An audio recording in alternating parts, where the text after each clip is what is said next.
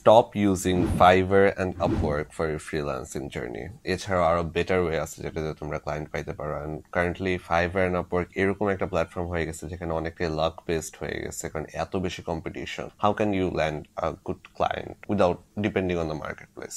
So first যেটা করতে হবে সেটা হচ্ছে যে তোমরা যেটা নিয়ে হচ্ছে তোমরা কাজ করতেছো ওই নিশে অ্যারাউন্ডে যেসব কমিউনিটিগুলো আছে, ফেসবুকে হইতে পারে, টুইটারে হইতে পারে, রেডিটে হইতে পারে, থ্রেডসে হইতে পারে, বা বিভিন্ন জায়গায়, ওইসব কমিউনিটিগুলোকে তোমাদেরকে ফার্স্টে ফাইন্ড আউট করতে হবে। ফাইন্ড আউট কেন করতেছি? কারণ ওইসব কমিউনিটির মধ্যে না ওইসব মানুষরাই থাকে যারা হচ্ছে তোমার সার্ভিস নিয়ে ইন্টারেস্টেড, বা ওই সার্ভিস নিয়ে কাজ করে, বা ওই সার্ভিসের অ্যারাউন্ডে জানতে চাই, এই জন্যই ওরা ওই কমিউনিটি পার্ট, রাইট? তো ফার্স্টে ওই সব কমিউনিটিকে খুঁজে বের করতে হবে। ওকে, ফার্স্ট স্টেপ গেল, আমরা কমিউনিটি খুঁজে বের করলাম। এবার সেকেন্ড স্টেপ, এটা হচ্ছে কমিউনিটি তো খুঁজে বের করছি, কিন্তু এবার কমিউনিটিতে কি করতে হবে? কমিউনিটিতে কেউ আমাদেরকে চিনে না, আমাদেরকে কমিউনিটিতে নিজেদেরকে চিনাইতে হবে। আমরা এটা কিভাবে করতে পারি? ধরো আমি ডিজাইনিং এর সার্ভিস প্রোভাইড করি, সো আমি কমিউনিটিতে নিজে কিভাবে চিনাবো? Hello, my name is Ash and I do designing, এটা লেখা তুমি যে একটা যদি টেক্সট পোস্ট দাও, কেউ নোবডি গিভস আ ফাক, ঠিক আছে? সো এই পোস্ট দিয়ে কোনো লাভ নেই।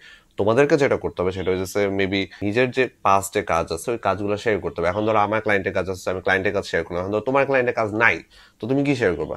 Make a dummy project, make a project for only your portfolio, but you know how to do the work. So ওই কাজটা যেটা তুমি ডামি প্রজেক্ট হিসেবে ইমাজিনের একটা প্রজেক্ট করছো নিজের পোর্টফোলিওর জন্য, ওই কাজটাই তুমি শেয়ার করো না ক্লায়েন্টের নাম বলে, সমস্যা তো নেই। তুমি তো ফেক কিছু বলতেছো না, তুমি হয়তো কাজটা করছো বাট হয়তো অ্যাকচুয়াল ক্লায়েন্টের জন্য না। সবাইকে তো কোনো না কোনোভাবে স্টার্ট করতে হবে, right? So you share that. So ওইটা যখন তুমি কমিউনিটিতে শেয়ার করতেছো, অটোমেটিকলি মানুষ তোমাদের কাজটা দেখতেছে। মানুষ যখন তোমাদের কাজটা দেখতেছে, সো ওদের মাথার মধ্যে ঢুকতেছে যে অ্যাশ নামে কেউ একজন আছে যে কাজটা পারে, রাইট? ভেরি সিম্পল কথা। সো তুমি যখন এই কাজটা একদিন করবা, তো অনেকজন হয়তো দেখবে, কেউ কেউ রিয়েক্ট করবে, দ্বিতীয় দিন করবা, তৃতীয় দিন করবা, চতুর্থ দিন, পঞ্চম দিন, ষষ্ঠ দিনের বেলা তুমি একটা ক্লায়েন্ট পাবাই পাবা। কারণ কি? কারণ ওই গ্রুপের মধ্যে তুমি যখন কন্টিনিউয়াসলি পোস্ট করতেছো, তুমি যখন কাজ দিচ্ছ, তুমি যখন কেস স্টাডি দিচ্ছ, তুমি যখন ওই গ্রুপের মধ্যে অ্যাক্টিভ আছো, ওই কমিউনিটিতে অ্যাক্টিভ আছো, আস্তে আস্তে করে মানুষ তোমাদেরকে চিনা শুরু করে। মানুষ যখন তোমাদেরকে চিনা শুরু করে, মানুষদের মধ্যে একটা সাবকনশিয়াস মাইন্ডের মধ্যে তোমাদের প্রতি একটা ট্রাস্ট ক্রিয়েট হয় যে he or she knows what he or she is doing and we can give him the work.